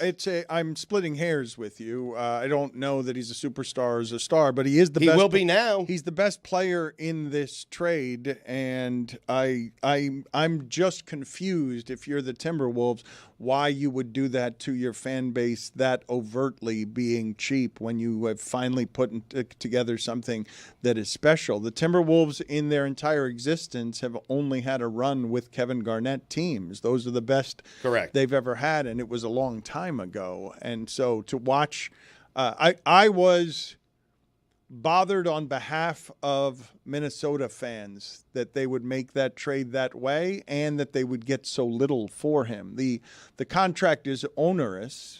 I guess that is why they got so little for him. But that seems like very little to get for someone who I don't think is a superstar or a star, but he is an all-star. He's like, I don't think we haven't seen him be a number one, but he's not a number one, but he doesn't have to be a number one in New York because Jalen Brunson is the number one. I mean, I don't know either, Dan. I was pleasantly surprised. I had no expectation of getting Karl Anthony Towns. I'm happy that I think the Knicks are a good deal better with him and Bridges. Like, I know you can fall in love with the Josh Harts of the world and the Hartensteins. Like, that happens a lot to fan bases. You fall in love with the lovable little guys, but I mean, Bridges and Karl Anthony Towns are a major talent upgrade over what it is that they were putting out there last year. That was an overachieving basketball team last year that had hit its ceiling. They were not going to beat the Celtics that way. No, they weren't. But you could say maybe the Timberwolves hit their ceiling with that team. They went to the Western Conference Finals last year. But make it better. But get better around those two guys. It's hard to get a 1 and a 2 that are that strong that can win you 60 games in a basketball season. Like, it's a right. The Timberwolves.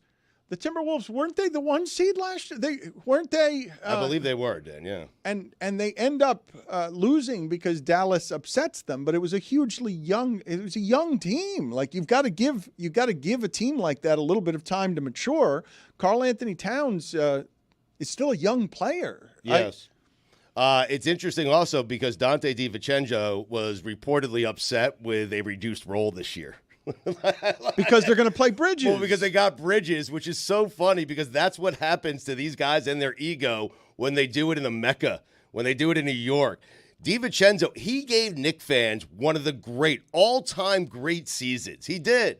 Him along with Jalen Brunson, the rest of the guys from Villanova. It was an amazing season. The bar has been set so low that last year almost felt like a championship to Knick fans because we were so deep into the season. And now the guy he thinks he's a superstar. Dante DiVincenzo is not a superstar, and he's upset at a reduced role. And so the Knicks said, okay, enjoy your reduced role in Minnesota. Have fun with that. I mean, this is great. We're a better team today. The other basketball story that I thought was also a little bit weird. Jeff Passan is considered a front-runner, according to The Athletic, to replace Woj.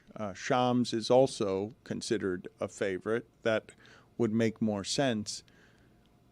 Adam Schefter briefly dallied with trying to be a basketball insider and played around with it, but doesn't have the kind of sources that you need to be a basketball insider. No. I love Jeff Passan as a person, as a writer, and as a reporter, but you have to build sources to have that kind of job over 30 and 20 years in a sport. Yes. I don't know how Jeff Passan would even do that job if you don't have basketball sources. Let's correct ourselves before the buzzards come in. They're already here. The T-Wolves were the 3rd seed in the West last year. It was Oklahoma City, then Denver. Okay. They were the 3 No, seed. thank you. But I know the last week of the season Right. they were playing for the one. They were playing for the 1 seed. I know Passan and Woj are very close.